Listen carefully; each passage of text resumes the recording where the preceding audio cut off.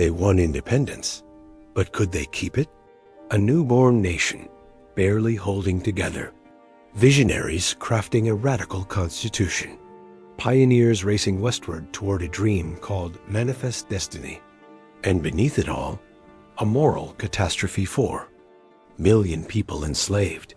A contradiction that would tear the country apart. In just 77 years, America transformed from 13 fragile states into a continental power. But every mile of expansion deepened the question that would soon explode into war. Could a nation founded on freedom survive while denying freedom to millions? This is the story of America's growing pains. September 17th, 1787. Independence Hall, Philadelphia.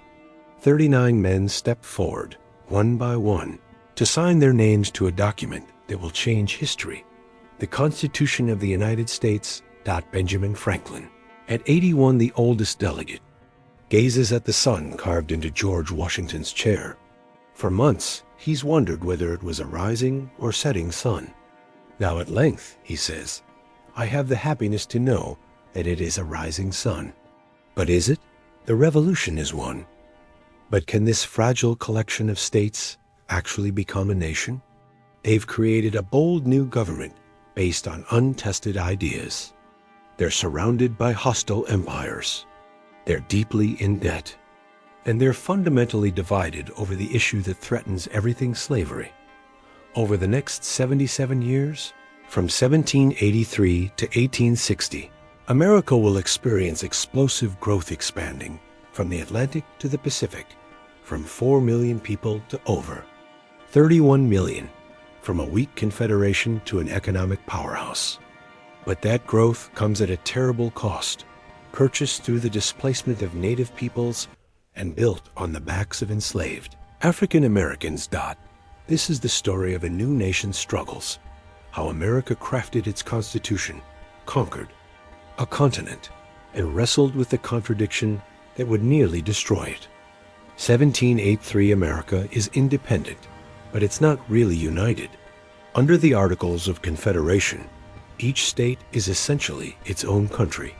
Congress can't tax, can't regulate trade between states, can't enforce its own laws.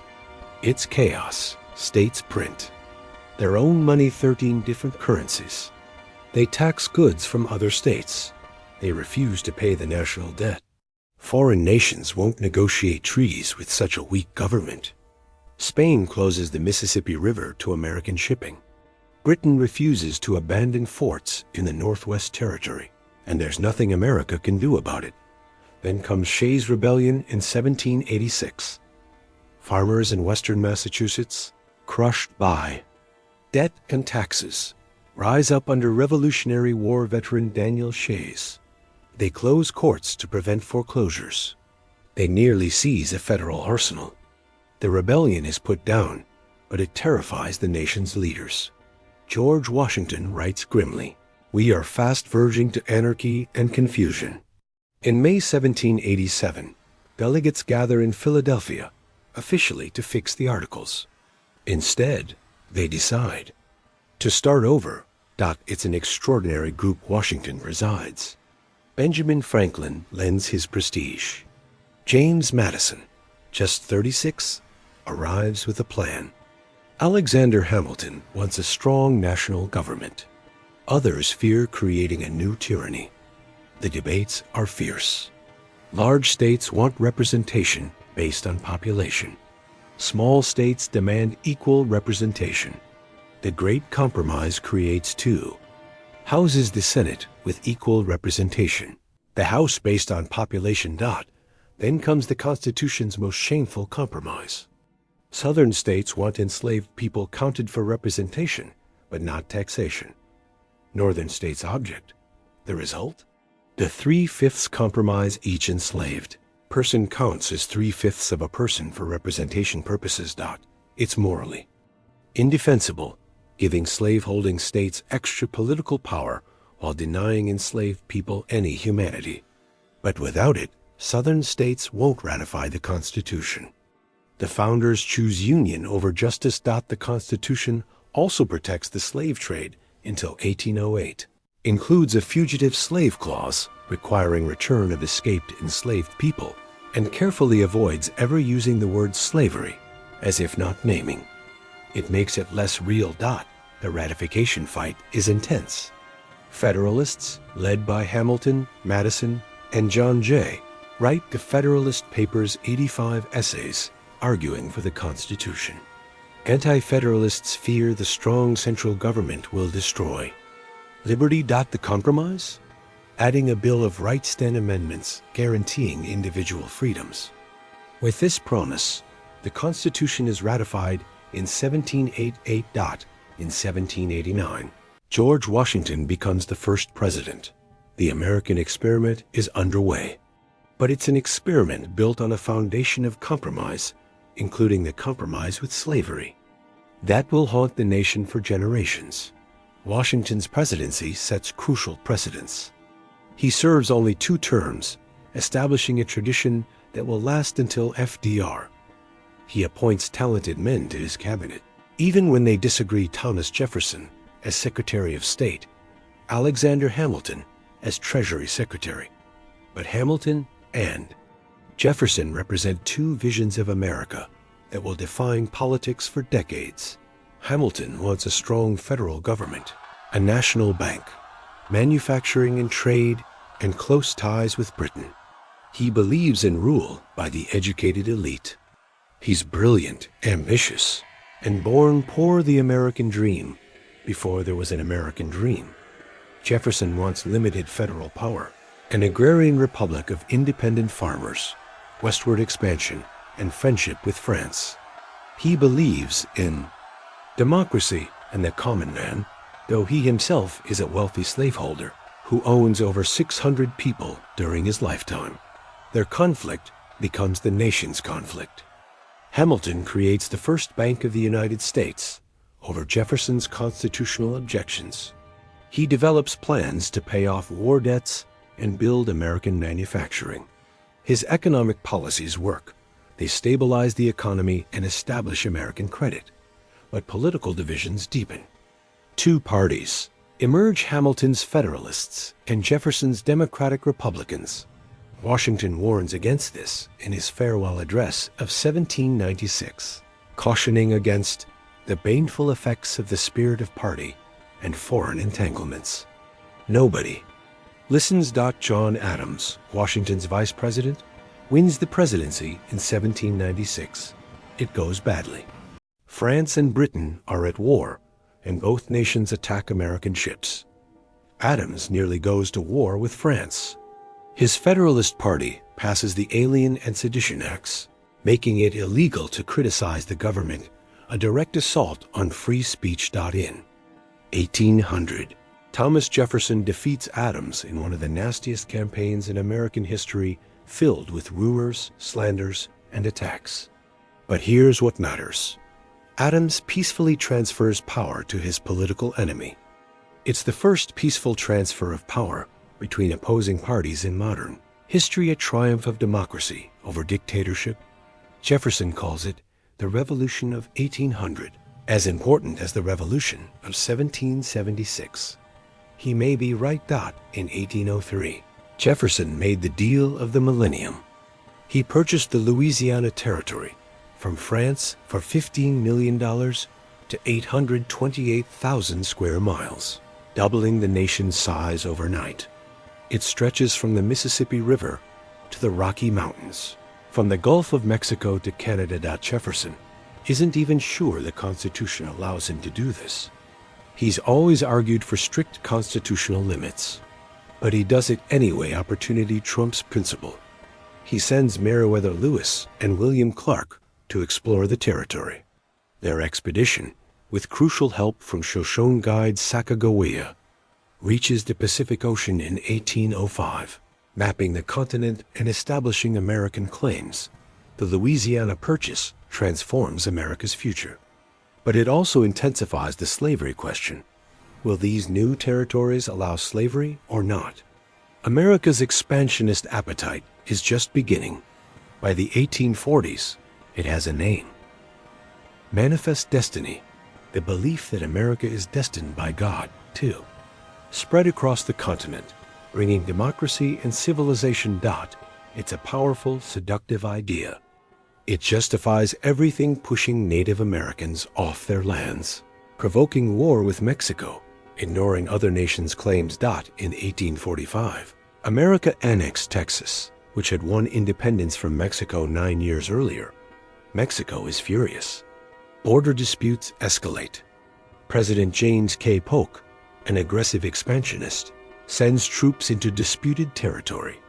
When Mexican forces attack, Polk declares, "American blood has been shed on American soil," though it's not clear whose soil it actually is. The Mexican-American War lasted from 1846 to 1848. It's a lopsided victory. American forces capture Mexico City. The Treaty of Guadalupe Hidalgo forces Mexico to cede nearly half its territory. What becomes California, Nevada, Utah, most of Arizona, and New Mexico, and parts of Colorado and Wyoming. America now stretches from sea to shining sea. But a young congressman named Abraham Lincoln questions the war's justification. So does writer Henry David Thoreau, who goes to jail rather than pay taxes supporting what he considers an unjust war. And every new territory raises the same explosive question: slave state or free state? Asterisk. In 1793, Eli Whitney invents the cotton gin, a machine that separates cotton fibers from seeds 50 times faster than hand labor. It's a simple invention that changes everything. Suddenly, cotton is wildly profitable. Production explodes from 750,000 bales in 1830 to 4.5 million bales in 1860. Cotton becomes America's largest export, fueling the economy of the South and the textile mills of the North and Britain. Cotton is king, Southerners declare. They're not wrong. The entire economy depends on it. But cotton requires enormous amounts of labor. As cotton expands westward into Alabama, Mississippi, Louisiana, Texas, slavery expands with it. The slave population grows from 700,000 at the nation's founding to nearly 4 million by 1860. Slavery becomes more entrenched, more brutal, more essential to the Southern economy. What some founders hoped would gradually disappear instead becomes the foundation of Southern society. Life under slavery is horror beyond words. Families are torn apart and sold. People are worked from dawn to dusk in brutal heat. Resistance is met with whippings, mutilations, lynchings. Enslaved women endure sexual violence. Children are born into permanent bondage. Literacy is illegal, knowledge is dangerous. And yet, enslaved people maintain their humanity. They create communities, preserve African traditions blended with Christianity, tell stories, sing spirituals encoding messages of hope and resistance. They resist in countless ways, working slowly, breaking tools, running away. The Underground Railroad becomes a network of escape, with Harriet Tubman its most famous conductor. Born enslaved in Maryland, she escapes to freedom, then returns 19 times to lead over 70 people to freedom, with a bounty on her head, proudly boasting she never lost a passenger. Slave rebellions, though rare, terrify white Southerners. Nat Turner's rebellion in Virginia in 1831 kills about 60 white people before being crushed. Turner is executed, but the rebellion haunts the South, leading to harsher slave codes and greater paranoia. The North isn't innocent. Northern textile mills depend on Southern cotton. Northern banks finance the slave economy. Northern ships transport slaves. Racism is endemic throughout America. Black Americans face discrimination everywhere, denied the vote, equal education, and basic human dignity, even in free states. But an abolitionist movement is growing. William Lloyd Garrison begins publishing The Liberator in 1831, demanding immediate emancipation. Frederick Douglass, who escaped slavery in Maryland, becomes the movement's most powerful voice. his autobiographies exposing slavery's brutality, while his speeches demonstrate the intellectual equality that racists deny. Women like Sarah and Angelina Grimke, daughters of a South Carolina slaveholder, become radical abolitionists.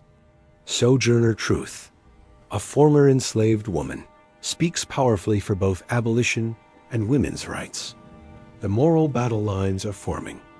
Missouri applies for statehood as a slave state. It triggers a crisis. The Senate is evenly balanced. 11 free states, 11 slave states. Missouri would tip the balance. Northern congressmen are alarmed. They propose the Talmadge Amendment. Missouri can enter as a slave state, but no more slaves can be brought in, and children of slaves will be freed at 25. Its gradual emancipation. The South erupts. John Quincy Adams writes in his diary that this debate reveals a title page to a great tragic volume. The Missouri Compromise of 1820 settles it temporarily. Missouri enters as a slave state. Maine, carved from Massachusetts, enters as a free state. And slavery is prohibited in the Louisiana Purchase Territory north of Missouri's southern border, the 3,630 feet line. Thomas Jefferson, retired at Monticello, calls it a fire bell in the night that awakened and filled me with terror.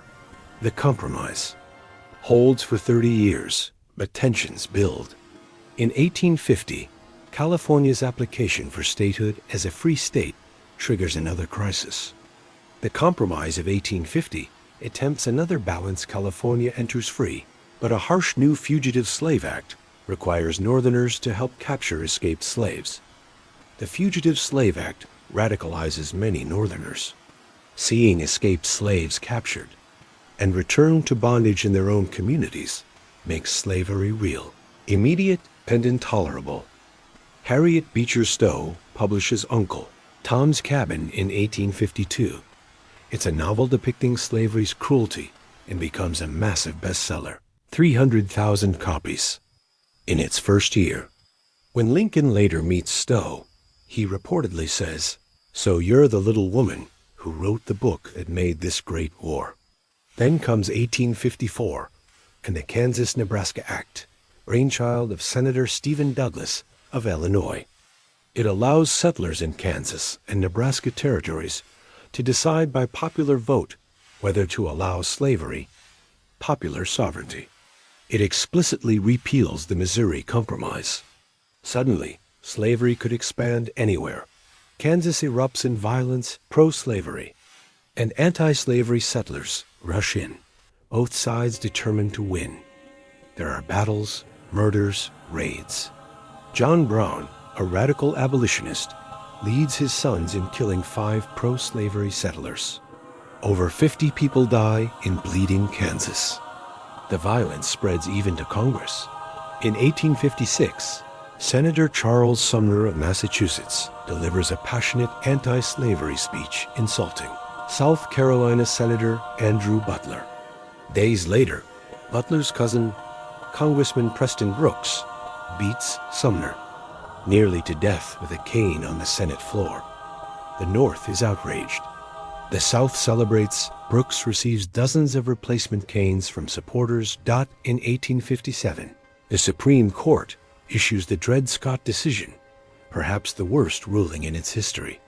Dred Scott, an enslaved man, sued for freedom because his owner had taken him to free territories.